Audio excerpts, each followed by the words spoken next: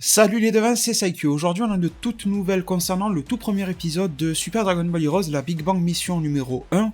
Je sais pas vraiment si ça va s'appeler épisode 20, épisode 21, vu que l'épisode spécial va arriver entre. Je vous ai déjà proposé le synopsis, les spoilers qui vont avec, les quelques images qu'on a dans d'autres vidéos, je vous mets les liens en description. Mais en tout cas, pour ce entre gros guillemets épisode 21, pour le moment on peut peut-être l'appeler Big Bang Mission épisode 1, on verra bien comment ça se dénoue par la suite. On a de toutes nouvelles informations visuelles qui nous proviennent du magazine Saikyo Jump, dans lequel est prépublié le manga Dragon Ball Heroes.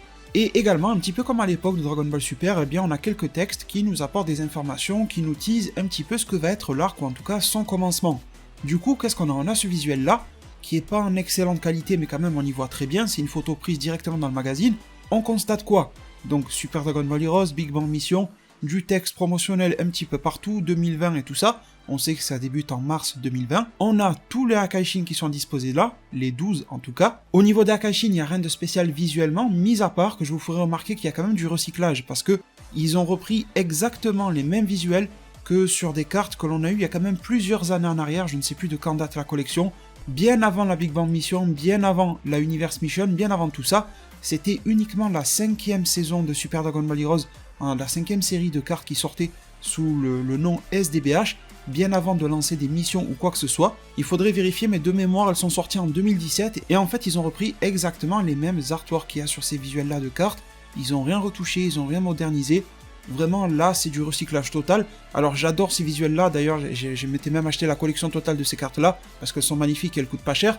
Mais au-delà de ça, c'est carrément du repompé, et c'est justement parce que j'ai les cartes que je m'en suis rendu compte. Je me suis dit, mais comment ça se fait que pour un produit nouveau, soi-disant nouveau, de 2020, ils sont capables de nous ressortir des vieux visuels. Après, peut-être que le jeune public japonais s'en fout un petit peu, mais en tout cas, ça m'a marqué. Et également, derrière, on voit deux choses, je ne saurais pas trop dire, dites-moi en zone commentaire, c'est vrai que ça aurait été mieux d'avoir un visuel en meilleure qualité. Hormis l'arbre, dont on va se parler après, on voit une espèce de ciel étoilé, mais il y a tellement d'étoiles que ça me fait plus penser à l'espace qu'autre chose. Et ce qui viendrait confirmer ça, c'est si vous regardez en dessous du logo SDBH, en dessous des Akaishin, on voit une espèce de sphère qui ressemble un petit peu à la Terre, c'est probablement même la Terre. Donc ça ne m'étonnerait pas que ce visuel-là nous soit montré au niveau de la stratosphère. En tout cas, c'est juste le montage, ça ne veut pas dire que l'arc va se passer ici. Donc on pourrait penser une nouvelle menace concernant la Terre liée à cet arbre que l'on voit et qui va lier des délires un petit peu cosmiques par rapport au Akaishin. L'arbre, bien évidemment, visuellement, déjà il est bien réussi, je trouve visuellement, là il n'y a pas de recyclage vraiment, mis à part que, comme me l'a fait remarquer un de mes abonnés sur Twitter, Ultimate Gamer, ça ressemble énormément à l'arbre sacré de Thalès. Le design change un petit peu, mais on est quand même dans le même délire. Après tout, un arbre c'est un arbre, vous allez me dire, mais c'est vrai que ça ressemble beaucoup, surtout avec ces petites lueurs tout au long de l'arbre qui pourraient faire penser à des fruits, mais j'ai pas réellement l'impression, on verra bien, c'est bien possible parce que les Japonais aiment beaucoup ça, ce délire des fruits qui vont donner un power-up ou une malédiction dans des arbres et tout ça, c'est beaucoup dans leur folklore, mais le truc c'est que oui, en effet, si on regarde le feuillage de l'arbre, il y a des boules lumineuses qui pourraient être des fruits bizarres, mais regardez tout au long de l'arbre et de son écorce, il y a aussi ces trucs lumineux, et à ce que je sache, un fruit ça pousse pas sur l'écorce d'un arbre, donc est-ce qu'il n'y a pas certains pouvoirs cachés dans cet arbre-là, une certaine forme de ki ou autre, on verra bien, mais en tout cas on en sait un petit peu plus grâce au texte qui nous est présenté, et ça nous a été traduit sur Twitter grâce à CypherDB qui nous dit « La Big Bang Mission débute en 2020 », plus précisément, on le sait déjà les devins, en mars 2020, on n'a pas le jour précis par contre. Au début de la présentation du texte dans le magazine, ils nous disent que la Big Bang Mission a été révélée et annoncée durant la Jump Festa 2020, alors ça c'est à moitié vrai, parce que ça avait été déjà annoncé avant la Jump Festa sur internet, quelques heures, quelques minutes avant la Jump Festa, il y avait déjà des trailers qui avaient popé aussi, et pendant la Jump Festa, c'est vrai qu'on a eu un trailer nouveau, exclusif, mais bon, c'était pas si énormissime que ça, mais bon, allez, on va les croire. De l'autre côté, ils nous disent, pendant ce temps, là on en arrive sur le synopsis de la Big Bang Mission, les devins, les ennemis sont, 3 petits points, les dieux de la destruction, point d'interrogation et d'exclamation. Alors là, si ça vous fait pas penser aux revues du futur, pour ceux qui les ont vus, je ne sais pas à quoi ça vous fait penser, mais en tout cas, je suis pas choqué, mais ça me fait un petit peu bizarre, mais aussi plaisir à la fois, que ce type de scénario, mettant les Akaishin sur le plan d'ennemis, en tout cas à première vue, soit utilisé, même si ça n'est que dans SDBH. D'ailleurs, dites-moi en zone commentaire, ce serait peut-être une bonne occasion également pour reprendre les fameuses revues du futur Arc Mort de Virus que j'ai pu vous proposer. Mais pour revenir sur le synopsis de la Big Bang Mission, ils nous disent « Mais quel est cet arbre gigantesque qui a apparu dans l'espace ?» Et ils nous disent également que les plus gros dilemmes, les plus grosses aventures et les plus grandes batailles de Goku et de Trunks sont en approche.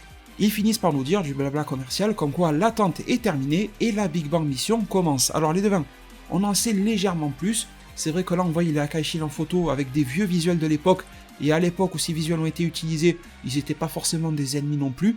Donc c'est vrai que sur l'aspect visuel c'était difficile de croire qu'ils l'étaient, mais c'est ce que le synopsis nous dit. Alors là, il y a trois scénarios tout à fait possibles. Le premier, c'est que pour une raison ou une autre, ils ont l'air d'être méchants, parce que de toute façon, les Akaishin ont toujours ce côté neutre et froid, ça c'est clair, mais ils sont pas réellement méchants, mais ils vont avoir l'air méchants, ou en tout cas, ils vont prendre une décision qui peut être destructrice pour la Terre ou autre chose. D'ailleurs, ça ressemble un petit peu aussi au scénario de mes revues du futur, suite au tournoi du pouvoir, les Akaishin qui n'étaient pas très contents de voir le niveau de pas mal de mortels s'être autant élevé, et qui considéraient ça comme une menace, et aussi comme un affront parfois.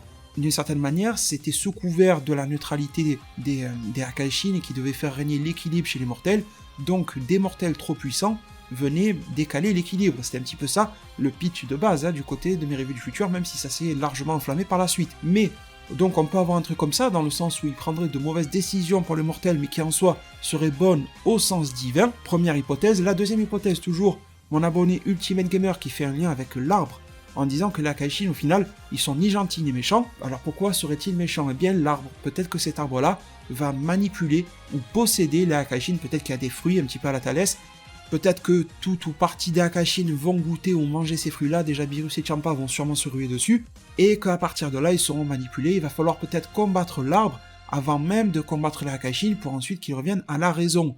Et la troisième option, les deux 1, et j'espère vraiment que ça ne serait pas celle-ci, parce que ça casserait tout le délire, c'est que Super Dragon Ball Heroes fasse vraiment passer les Akaishin pour des gros connards, et qu'en fait, ils les fassent passer pour de vrais méchants, chose qu'ils ne sont pas. Il y en a certains qui sont un petit peu déviants, c'était d'ailleurs le propos du tournoi du pouvoir, le fait que certains fassent trop bien leur travail, d'autres pas assez, d'autres voilà, de manière disproportionnée, mais mis à part ça, normalement, ils sont quand même sur une base de neutralité, sur laquelle ils peuvent aller un peu plus haut, un peu plus bas, mais grosso modo, ils font leur travail. Leur boulot, c'est pas d'être gentil, d'être méchant, c'est de faire régner un certain équilibre, en même temps qu'une neutralité, assister des anges qui ont le même principe, et on l'a revu grâce à Meru, Sulda Shinkan et Whis dans Dragon Ball Super. Donc, utiliser la troisième option ne me plairait pas du tout parce qu'elle remettrait absolument tout en cause. Il faut soit, solution 2, un stratagème, pour qu'ils soient réellement méchants mais temporairement et contre leur gré, ou alors les apparences seraient trompeuses, comme la première option plus ou moins. Du coup les deux, voilà, vous savez tout concernant cette Big Bang Mission. Le pitch est posé, je me pose beaucoup de questions vu qu'ils ont dit que ça mélangerait pas mal d'éléments, que ça soit ceux de la Universe Mission, du conflit universel, donc Fu et Ahatsu, tous les éléments qui gravitent autour de ces personnages-là, mais également l'épisode spécial sera là pour ça, des éléments venus de tout ce qui est Royaume Sombre des Démons, Mechikabura, Miratoa. Donc est-ce que cet arbre-là n'aurait pas été une création justement des démons? Il y a beaucoup de choses comme ça, je vous en parlerai quand je ferai des explications, des reviews, etc. de tous les anciens chapitres de Heroes. Mais il y a pas mal de délires, comme quoi un arbre pousse pour manipuler de l'énergie.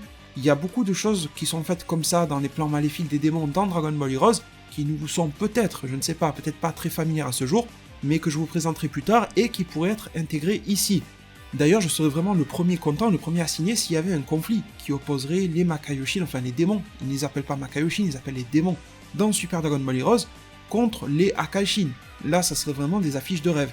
Bref, les deux, on verra bien si tout cela se réalise ou non, mais en tout cas, le synopsis, lui, est bien réel. Merci infiniment pour tout votre soutien, n'hésitez pas à mettre un pouce bleu à cette vidéo-là, à vous abonner et à activer la cloche des notifications pour qu'on se retrouve le plus rapidement possible sur mes lives ou mes vidéos. Également, et pour terminer, ma page YouTube s'affiche à l'écran et vous l'avez tout en haut, enfin en tout cas vers le haut de la description. Merci infiniment à tous ceux qui y contribueront. Prenez tous extrêmement bien soin de votre futur, et à plus pour de prochains arts divinatoires.